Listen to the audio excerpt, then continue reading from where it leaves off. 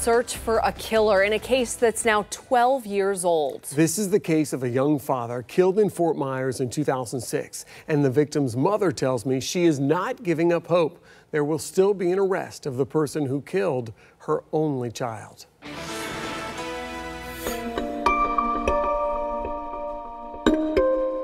If a life can be told in pictures, Josh Kent's would begin with this one from the day he was born.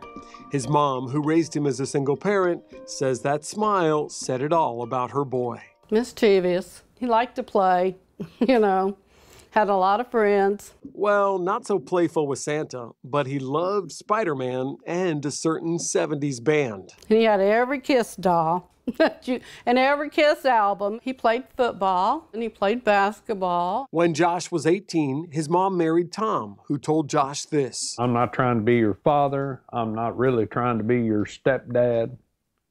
But I'm here. I'm married to your mother. I'm here to help you if I can. Tom would make good on that offer a few years after Josh got married and had his own son. He would have done anything for that kid. Tom helped Josh get a job as a groundskeeper at this exclusive resort on North Captiva, as seen here on the resort's website. Josh lived part of the time on the island with some other resort employees. When Josh was off the island, he would visit his mom and Tom at this home where they lived at the time, here on Southwest 11th Street in Cape Coral.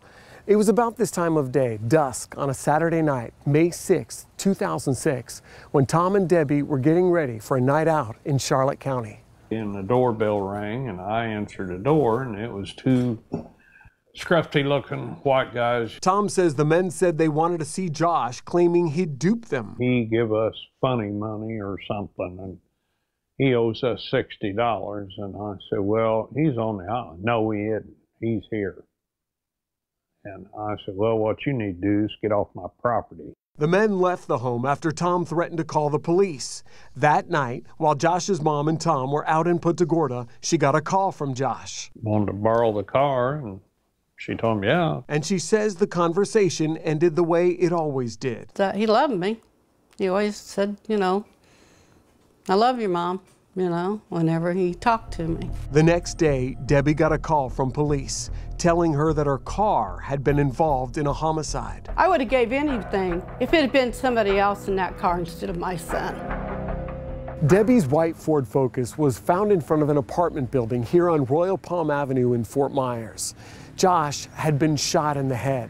Police tell me they believe it happened during a drug deal, and they've told Debbie and Tom they suspect Josh may have been involved in that deal. Even if he was, he didn't deserve to be. No, it doesn't matter what he was there for. In my opinion, somebody took somebody's life, and I don't care. That person needs to be held accountable. Police tell me they believe a car pulled up next to Josh that night. Someone may have fired through the window, but who pulled the trigger? 12 years later, Josh's mom and Tom are tortured by that and other unanswered questions. Who were the men who came to the door that day? One had like long blonde curly hair. The other one was kind of straggly brown hair. They wonder about a woman Josh had met. They can only remember she worked at this Publix on Santa Barbara Boulevard in Cape Coral. He started running around with her some. And I cannot remember her name, and I don't know if anybody ever talked to her. And how did Josh, who was fairly new to town, find his way to that apartment complex that night? Maybe somebody that out there on the island knew somebody that lived in those apartments. Somebody had to know something. And she has a message for that somebody. Don't be the coward for that coward and not come forward. If he's killed my son, how many others has he killed and got away with? Josh's son, Jacob, was 4 years old at the time of the murder. He's now 16. He knows he's dead, but he doesn't really talk about him. And I think he probably doesn't because he don't want to get his grandma upset. 12 years later, the tears still flow, just as they did on the night it happened. People probably think in 12 years I should be over this. You don't get over this.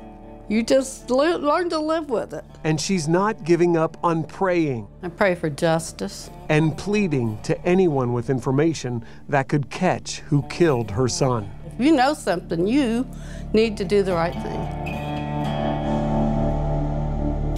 Now, if you know anything, you don't have to give your name. You could get a reward when you call Crime Stoppers at 800-780-TIPS. And please tell me this is still an open case. They consider it an active investigation.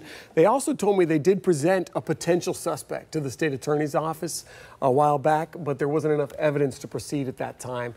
And the folks at Crime Stoppers tell me they strongly suspect those guys who showed up at the house in Cape Coral might have something to do with the killing. And any little tip, we were talking about this earlier tonight on Facebook Live, if you know anything, it can help. I can't, as a mother, you see the pain even 12 years later. And she was in so much pain from the moment we started talking about the case, but she fights through it because she wants to make sure that her son's not forgotten. And she also said several times throughout the interview, this is unfortunately not the only unsolved murder in Fort Myers right now. And she says she speaks for all mothers in saying they don't want their children forgotten, no matter the reason, no matter the motive. Absolutely, and we thank her for being so brave and speaking with you. So thanks, Patrick, for that.